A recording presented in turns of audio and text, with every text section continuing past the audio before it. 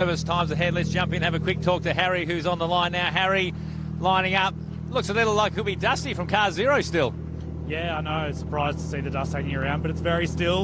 And we knew from the recce it could be dusty. So, I don't know. I feel like not such a problem for me as car one on the road, but maybe a problem for those behind me. How are you feeling overall? It's really attack mode for you. You spoke to me last night. You got really no other choice, do you? Which is in some ways simple. Yeah, that's right. I mean, we're just going to have to get into these stages, make sure we start strong, and then see what happens from there. But the first couple of stages are tough, to be honest. I mean, the whole rally is. So, yeah, it's going to be interesting to see what happens today. All right, mate. Thanks for talking to us. Control table here. We'll close the door, and we'll literally have Harry and Coral Taylor lining up on stage one. You can see up ahead there, Jess. They're in the control table now, checking in, doing all the paperwork with the team here, and they'll move forward to the start line, getting ready for action here in Rally Queensland. Give us an idea of what is ahead in this stage. We did run these stages in 2021. A lot of them are the same, apart from one of the stages. But what's this stage like? Do you know it well, Dean? Well, you're using some of the similar areas, the way the organisers might change the course around. But see how this is a shire road, quite wide. I call this a bony road. And what I mean by it is it's hard packed, but it's rough. If it was smooth, we'd sort of call it a shire quick road, a bit like we'd see in Adelaide. So they'll turn off this, go on to some of the sort of narrow roads, sort of what we'd call maybe goat tracks, etc. So it does change from time to time in regards to year on year. So Harry will know this. I believe the fourth stage of the day is the stage that's different. So if you haven't been to Rally Queensland, that's probably the one that you might set your benchmark on in regards to previous times ahead. So they've used this bit of road before. As you can see, really quick run up, done the control table. They're lined up now waiting for their minute to be able to take off on the start line here. We'll obviously see them taking off. Chatting to the drivers last night at Wheels on Mary, there were a lot of comments saying that there was more grip than they were expecting when they did the test in the recce over the last couple of days. Is that somewhat surprising? I mean, obviously there hasn't been much rain here, so it's not unexpected. But yeah, the comment of more grip I thought was interesting, because they're expecting it to be a lot more slippery. Well, the thing is, I think it's because there's no loose surface of stones on the top, so you've got a little bit more grip. I might just swing around quickly and have a quick chat to Quinny, who's on the line. He's booking in with Ray Winwood-Smith. Quinny on the line, car two, all set to go?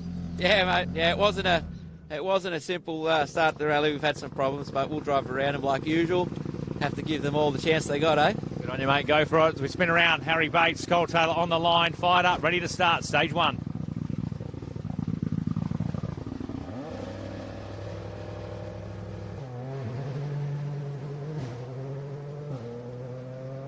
Now, something that we noticed when the zero car set off was that there is a fair bit of dust here and almost no wind. How do we think this is going to play out today? Well, here's Quinny. Look what he's looking at as he's now riding up to the stage.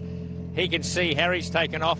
Dust clearing a little better than zero, but here you are, car two, sitting there going, I hope that clears. I hope that clears. We've got 2 minutes between cars here on the run.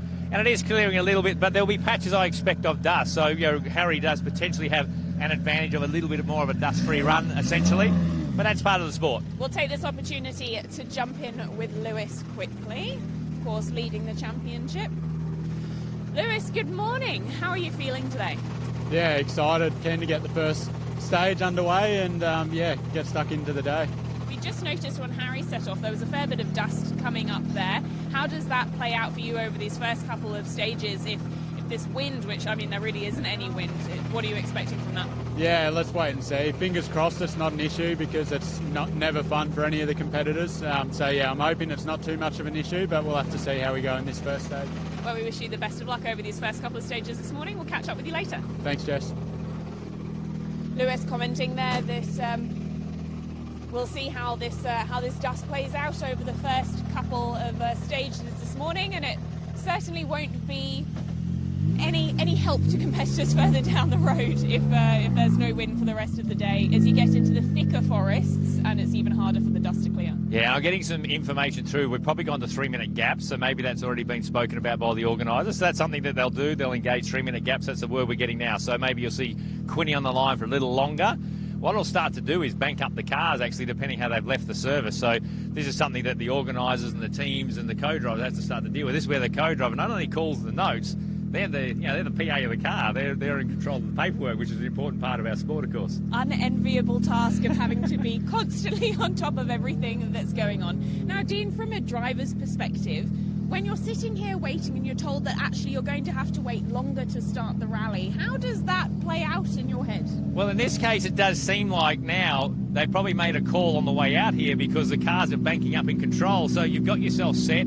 Everyone sort of normally would, stop prior to the stage, get your helmets on, do your routine. So it does delay that. However, the news of an extra minute when it could be dusty, you take it every day of the week. So it's just something you adapt to of rallying, where you have these peaks and troughs of how much focus you got on. So let's ask the man himself, Luke Kinnear, who's here, have a chat to him, see what he's thinking at the moment behind the wheel of the Ford. Indeed, we'll jump in. Luke, good morning. What are you thinking about this stage ahead this morning? Yeah, morning, Jess. It's going to be interesting to see how much dust plays a part this morning. Obviously, it's very still, so the further back we are, the more likely we are to encounter it. So, we'll just see how we go and make the most of it.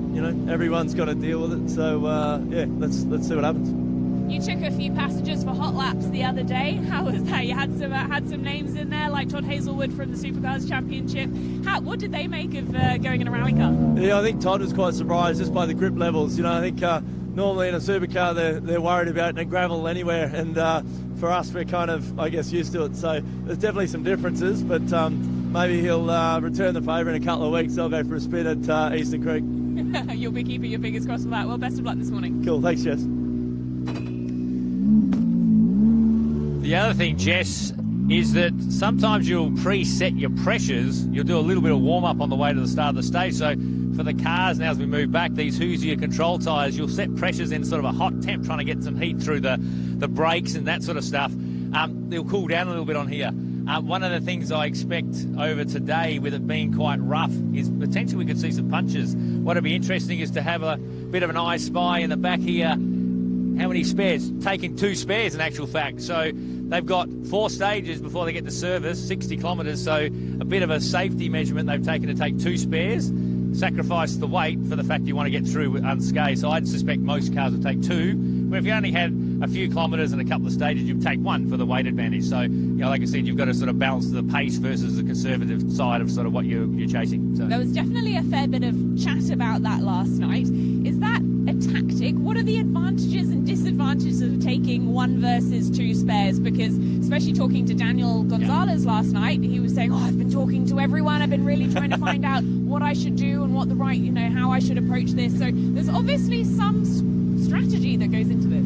Well, yeah, and it's probably more based on potentially the balance of the car and where the weight distribution is, because a lot of the cars will try and run the spare towards the centre to get the centre of gravity corrected in the right place, an engineering type thing. So when you run the second, you've now got a wheel, 20-odd kilos of wheel and tyre sitting right in the back corner, so it can affect the handling of the car. So it's more the handling and the weight disadvantage versus the fact if you puncture in this stage, you've got 3 stages to do, you then had to conserve. And if you puncture and have 2 punches, you could be out of the rally. Let's have a look at the start here for Lewis Bates.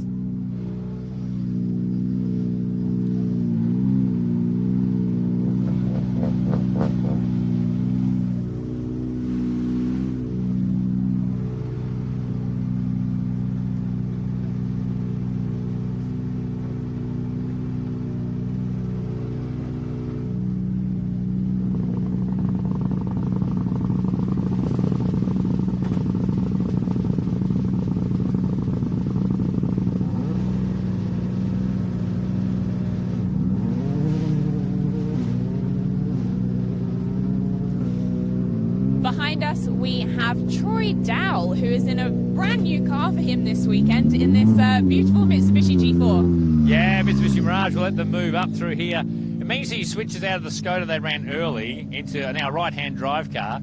They've been developing and building this car for a year. We'll have a chat to him as they move forward. The organisers will get into roll forward. We'll have a chat. I think he feels at home in these sorts of things. He said the power's good as he said a revolution to me last night as opposed to an evolution. So we'll buzz around, see how he's feeling on the start line here.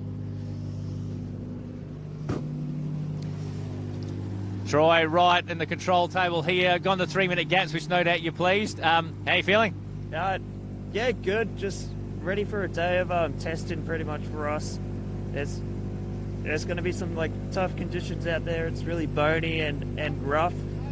So we're just going to try and keep the car at the centre of the road and not get any punctures. But yeah, I'm looking forward to it. Last night I just said on the microphone that you told me this was a revolution for car rather than evolution. I can sort of see that because already us talking to you, a lot of attention paid to weight distribution. You're sitting further in the middle of the car. The pedal box is further forward. It's a big change from what I'm used to with these proto cars. Yeah. Well, this is taking backseat driving to the next level, and but yeah, there's a lot of little things that make up a big difference. So I'm looking forward to see how it goes. Indeed, Geordie, spin around here, mate, and have a look through there, everybody. So you sort of look at your conventional setup of your car, your dashboard.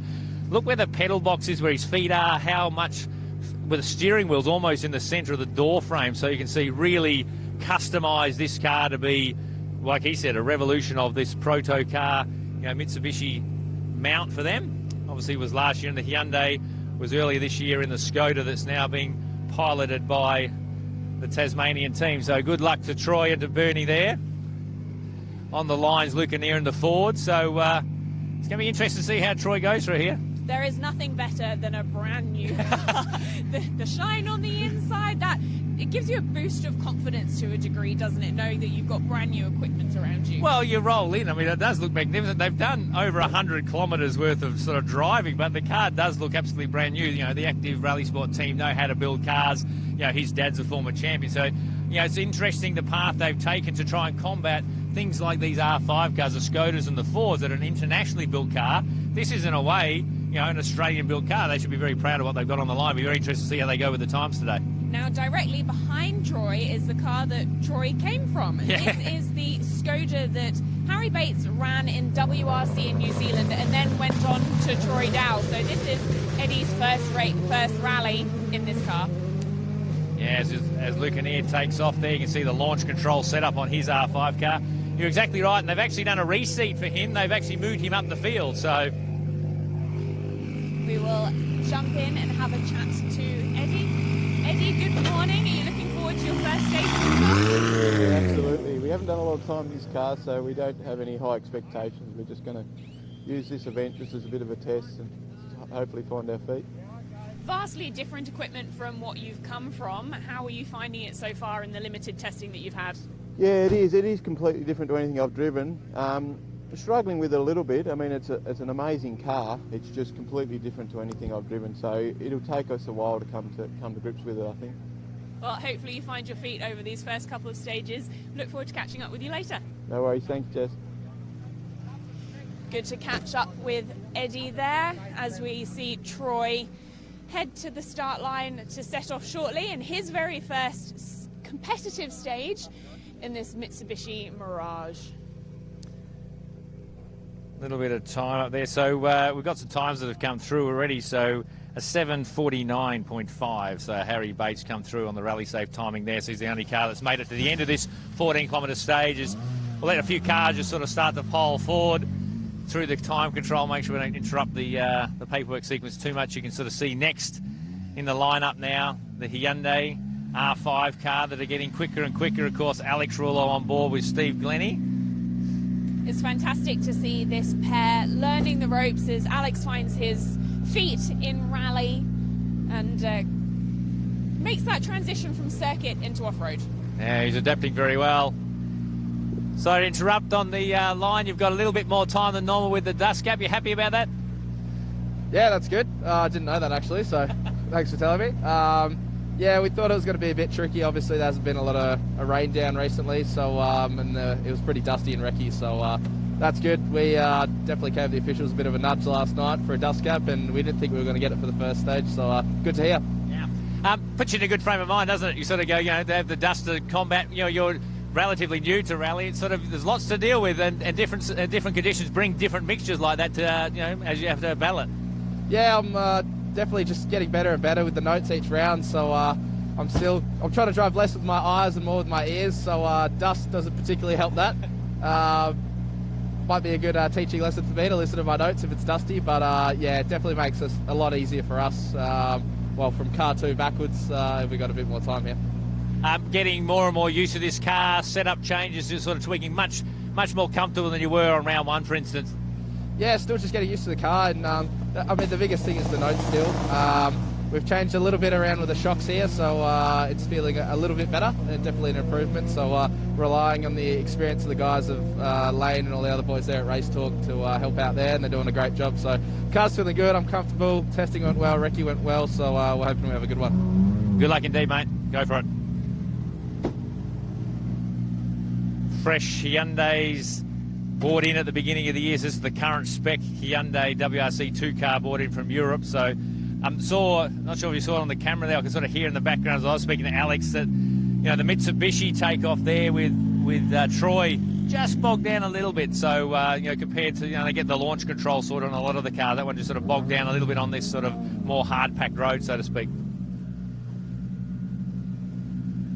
And rolling up now, we have Tom Clark. It is good to have him in the championship, although it was a difficult return. He was absent for a while due to a massive crash that he had last year, and it was good to see him back in the championship at the last race, but it wasn't smooth sailing. No, it wasn't indeed.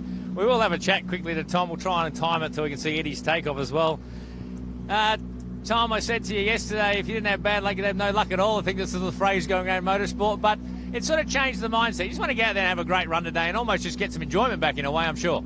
Yeah, look, I think that's sort of what the aim is today. It's obviously been a pretty terrible start for us for the first 2 rounds. So, look, there's a bit of that mentality and being competitive. I really want to try and grab something back and see if we can regain the year a bit. But also, we're going to make sure we get to the end. So, let's see how we start and then we'll see how far we push. It sounds like a great plan. Good luck out there. Enjoy, hey? The Lucaneer car from seasons before. So 4, we'll see if we can have a quick look at some times potentially that are coming through.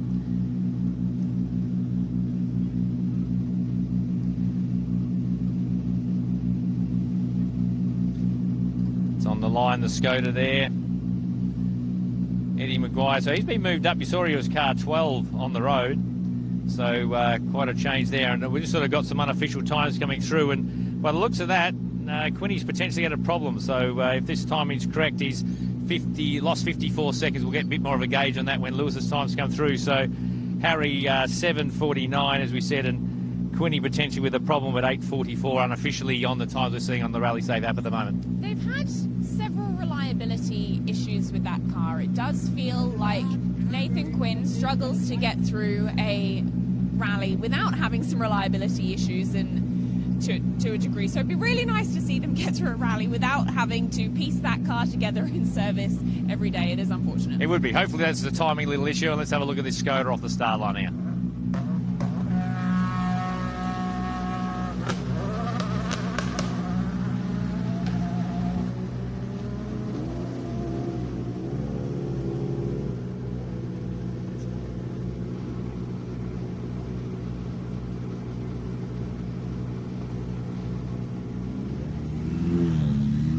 So as Eddie Maguire heads into the stage, on the line, Alex Rullo moves up to the start.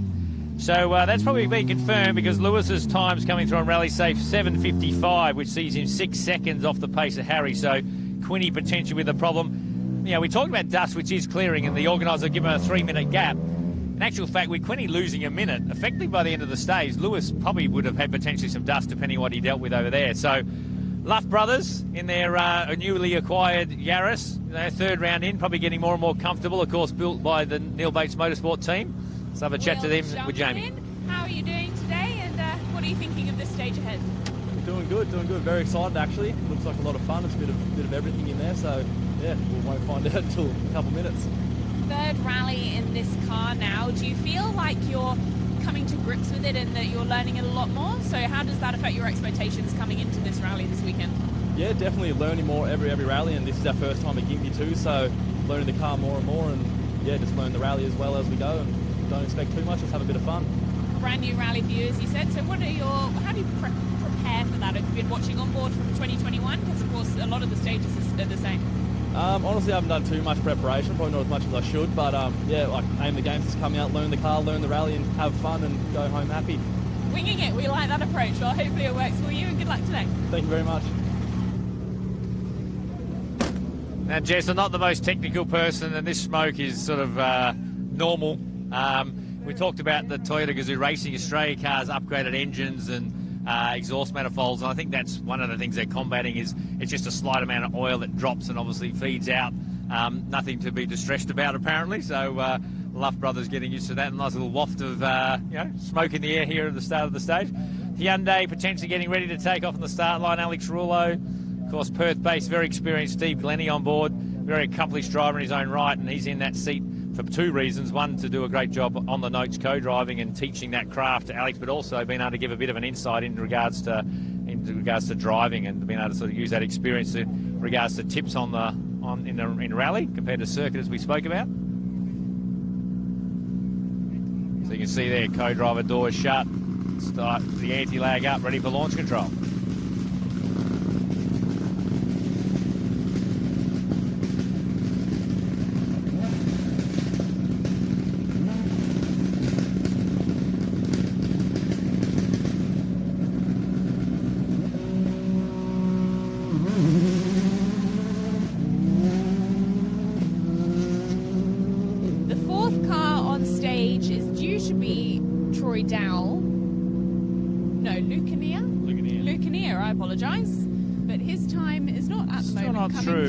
Correct, so we'll keep an eye on that as Tom Clark rolls to the line. So he's getting busy here in the control. Like I said, I think they've moved it to 3-minute gaps after the cars left this morning. So you've got quite a few co-drivers now walking up to the control table here, another part of rally that they're sort of trying to do to make sure they stay on time. Certainly makes our job easier catching up with everyone when we've got taking a little bit less stress out of it all. Daniel Gonzalez on the start line all the way from WA. Hi Daniel, how did you prepare last night? We know that you like to be meticulous in your preparation, so what did last night look like after you came home from Wheels on Mary? We were fortunate enough to have my mum and dad here, so it actually looked like a big feast. We had our traditional asado, which is like a spare rib thing, with the whole team, and it was just a nice way to bring on the rally, and so very, very different contrast to all the prep that we've achieved before getting to this point. So now it's just, enjoyed last night with the family, and now it's on to start the rally. Fantastic. So making the most of being in Gympie, coming for this beautiful winter sunshine. How have you found the reception from the town? It's been amazing. How good was last night as well at Mary Street? So just looking at that lineup of cars and it's just incredible to see, and I think how many people showed up to the event as well. It's just very exciting and so exciting to see what the next year will actually look like. It's just picking up a lot of momentum now. Absolutely. Well, good luck, and we hope you enjoy the rally. Thank you. Have a good weekend. As Daniel was saying, it is fantastic to be here in Gympie, and the town has just got so behind this event this year after last year's disappointment of the weather. Yeah, and obviously coming off the back of another win in the state rounds. They had 3 on the trot in the West Australian Championship in regards to wins, and found some good pace by the end of Forest Rally, so we'll be keen on that. Unofficial times through for Luke Kinnear, 8:02. So he would be third place at the moment, a little bit off the pace of the Toyotas, but in the mix. That does put more weight to the idea that Nathan Quinn did have an issue on that one. Hopefully just mechanical, something they can sort out, maybe even a puncher. Obviously we'll have to just wait and see what happens there and have a look at his times through the next one. We'll have a look at Tom Clark off the line in a second in the Ford as he fires it up. So judging those 3-minute gaps, a clear view ahead for him now, so that 3-minute gap working a treat in regards to positioning.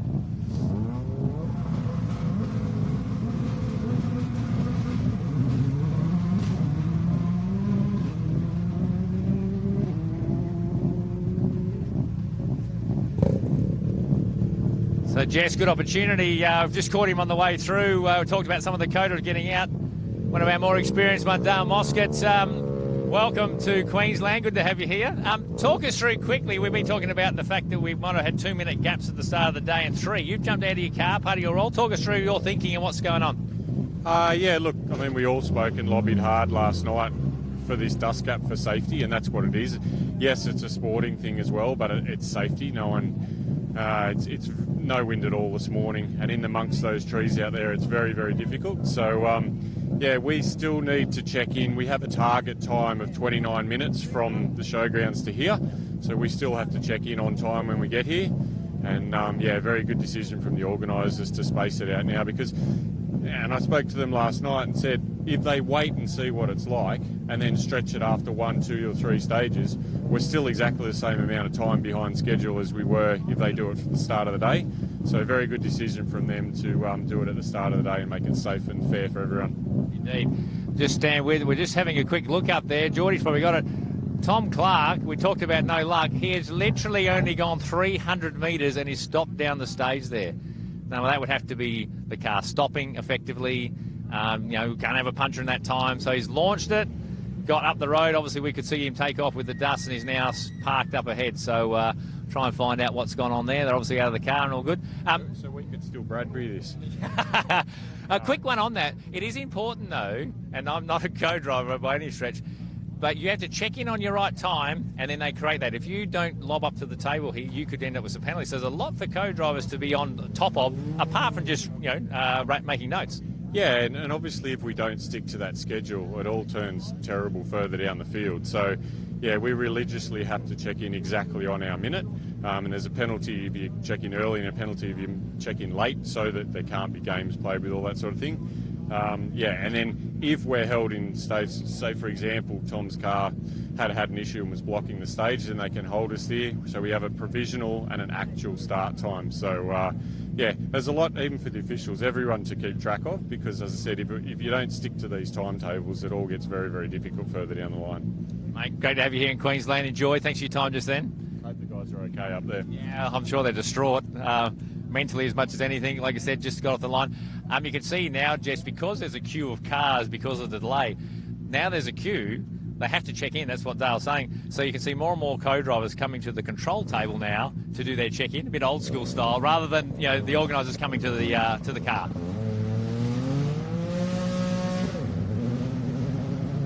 As we see the Luff brothers take off there, and obviously have to be cautious that that car stopped.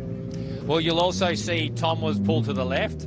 He pulled the triangles out. So obviously, we got sight from the start line, but you could be around the second corner and had to approach that as well. Now we will jump in with Bodie Reading, who's had a great start to the year in Tasmania, and now headed to Queensland. Good morning. How are you? What are your thoughts on this stage ahead? Not ideal to have a car stopped on stage right before you. No, but hopefully it's not too far in there. It looks like it's off to the side, so it shouldn't be too bad. But yeah, this stage will just be a bit of a warm-up. I guess we haven't done much testing. I've had to upgrade the front diff since our last state round because we broke it. But I took the chance to upgrade it, but unfortunately we haven't had a chance to test on it. So it's going to be a bit of a warm-up, this one. Now, you, of course, know the roads of Tasmania very well. How do they compare to the roads up here from what you've seen of them through recce so far? Not too bad, I don't think. I've found it a lot easier, even just in recce to right now, especially compared to WA, where we did struggle a little bit on the Saturday. But yeah, hopefully it's not too bad, and hopefully it only takes us a couple of stages to get up to a decent speed. Well, we look forward to catching up with you later. Good luck this morning. Cheers, thanks, Jeff. Always good to catch up with Bodie, and really good to see him coming over and doing more of the Australian Rally Championship rounds. Now that is it for this morning. We've got a few cars that have completed stage 1 and we'll be heading into the next stages, and we'll catch up with them from service. So make sure you follow all of the action on the ARC social channels, and you can see all of the results live on the Subaru Rally Results Hub, which is on rally.com.au. Thanks very much for joining us, and make sure that you come back live on 7 Plus at 2 p.m. to catch the E-Road Power Stage here in Gympie from the Accent Benchtops Rally Queensland.